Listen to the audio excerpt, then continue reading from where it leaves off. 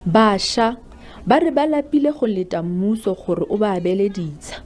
Jaanong ba ipeile mo lefatsheng leno le le lebaganeng le mmila wa N8. Baagi ba re ba bone mo nakong e e fetileng go na le bangwe ba ba tswang kwa ntle ga Thabanchu ba newa ditsha pele go bone.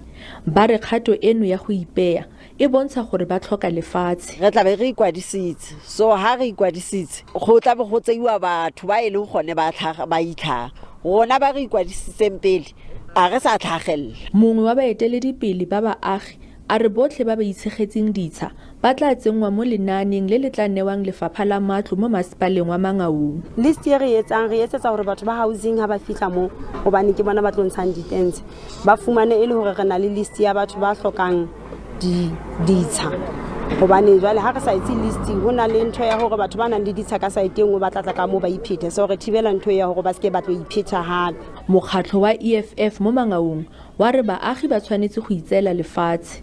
Mokgatlho wa re o tshegetsa kgato eno ya baagi.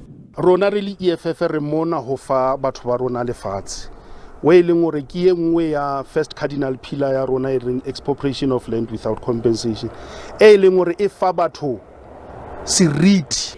Kgosi ya Barolong bo Seleka ga o ilelwe Moroka o kgadile go ipea ga baagi.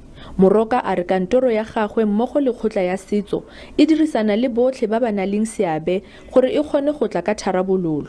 Kamogelo Siekwi, SABC News, Thabanchu.